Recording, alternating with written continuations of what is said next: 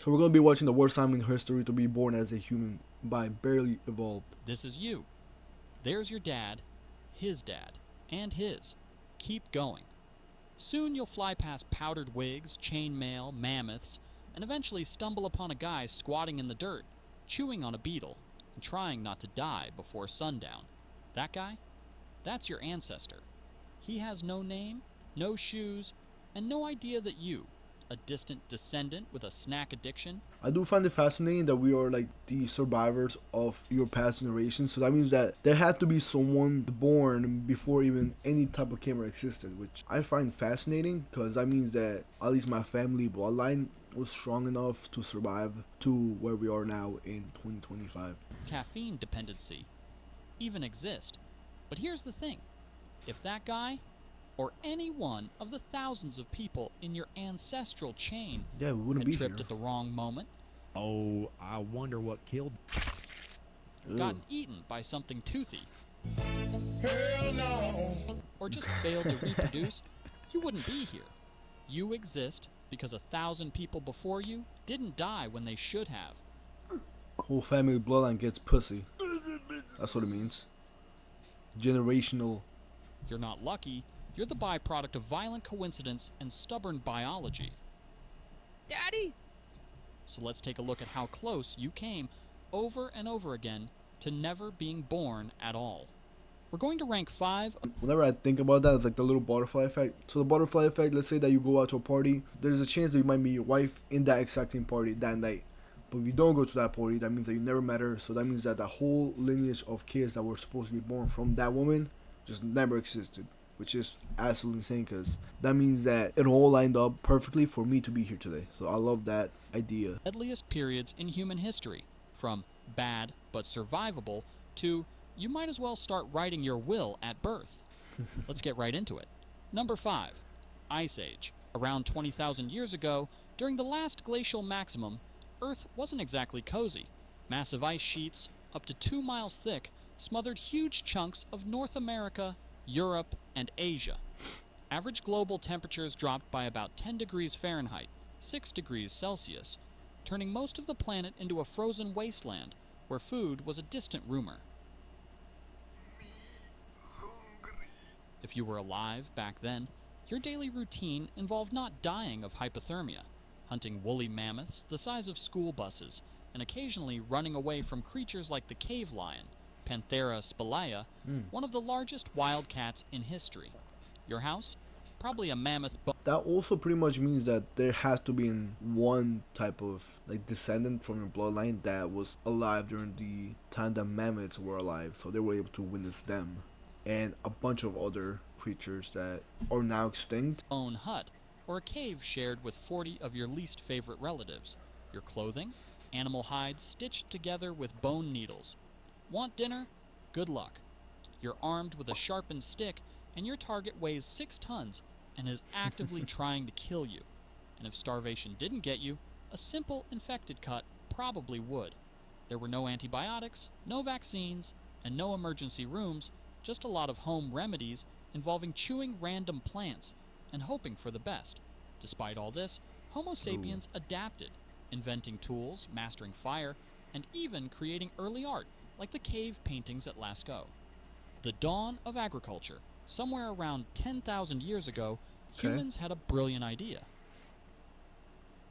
Bro, What's wrong, bro? I can't chase one more mammoth. My legs hurt. Bro, you don't even have legs. Come on, man. We're only 400 miles away from breakfast. Hear me out. We make food come to us. How? We stay in one place. Grow stuff. Build. I don't know. Okay. Welcome to the dawn of agriculture, also known as the moment when humanity accidentally made life way harder. Early farmers swapped the nomadic, hunting lifestyle for settling down in permanent villages, planting crops like wheat, barley, and lentils. Sounds smart, right? Well, it was, except for the part where it unleashed a buffet of new problems. Living close together meant diseases could now spread like wildfire. Your diet? Way worse. Less protein, more vitamin deficiencies, and your teeth basically rotted out of your face. And don't even get me Why? started on crop failure. One bad drought, one swarm of locusts, one random flood, and your entire village starved to death while glaring at the sky. Archaeologists have even found ancient skeletons showing signs of malnutrition, anemia, and horrifying dental disasters. Yo, how do they like manage to like keep their teeth like in good conditions without like cavities or anything like that in those times where there was like definitely no toothbrush, so they just kind of like just rinse the water? So that means that if they probably made out with anybody, their breath just stank like probably just a heavy smoker or something very dirty. It's just mad, just fucking reeks. I don't know, man. My lineage still got lead apparently, so that's why I'm still here. So it doesn't matter. The important thing is that I'm here. So The Mongol invasions. If you were alive Mongol. in the 13th century and saw a cloud of dust on the horizon, you had about 3 minutes to panic before your city got turned into a parking lot. no way. Led by Genghis Khan, a man who Whoa. treated mercy like a myth, the Mongols carved out the largest land empire in human history, stretching from China to Eastern Europe. Their strategy? Show up fast, hit hard, and leave absolutely nothing standing. Entire cities were wiped off the map, populations slaughtered, and survivors, if there were any, were sometimes used as human shields for the next battle. Oh, Mongol yeah. horse archers could hit you from 300 yards away while riding at full gallop, basically inventing mobile warfare centuries before tanks were even a thing. Historians estimate the Mongol invasions killed around 10% of the world's population, at a time when the world population was already tiny. Number 2. I've heard so many like stories saying that a big percentage of the world is somewhat related to Genghis Khan just because he had so many wives. So his man would just tap, get them pregnant, and then just never see them again. But he did that to many women that he just came across. I think it was way easier to like conquer cities back in the day, because now I feel like if you try to conquer any city, the United States will fucking just get in your way, or the whole world will just start petitions to please stop the war and start making memes about you. Like, they don't take it seriously. Black Death. In 1347, Europe got an unexpected package from Central Asia, courtesy of some highly motivated fleas. And things went downhill fast. The Black Death, or bubonic plague, tore through towns and cities like a biological wildfire. Caused by the bacterium Yersinia pestis, it traveled on rats, fleas, and humans who had absolutely no concept of personal hygiene. Once it hit, survival became a Ooh. lottery. You could catch it from a handshake, a shared cup, or just by breathing the same medieval air as an infected guy. Symptoms included giant swollen lymph nodes, fever, Ooh. vomiting blood, and, spoiler alert, death, usually within days. It's estimated that somewhere between 30% to 60% of Europe's population was wiped out in just a few years. Oh. Entire villages were abandoned, economies collapsed, and doctors walked around wearing creepy bird masks filled with flowers because apparently vibe checking the plague was peak medieval science. Number 1. The thing for me is that my ancestors, well, I'm from Ecuador, so I'm guessing my ancestors did not have to deal with the Black Plague because that was not a thing back then. But also, I find it kind of creepy or just like disrupting that I don't really think that there's like a lot of history like recorded from like Hispanic countries like in the thousands or like the 500s as much as they do in Europe. Like they recorded like way more than they did on like Hispanic countries like Colombia, Argentina. Like there isn't like as much history as Europe does, and thanks to that, I don't think the Hispanic countries in South America or even North America even were bothered at all by the plague. Like I don't think they even felt it or never knew about it, to be honest. So Volcano eruption.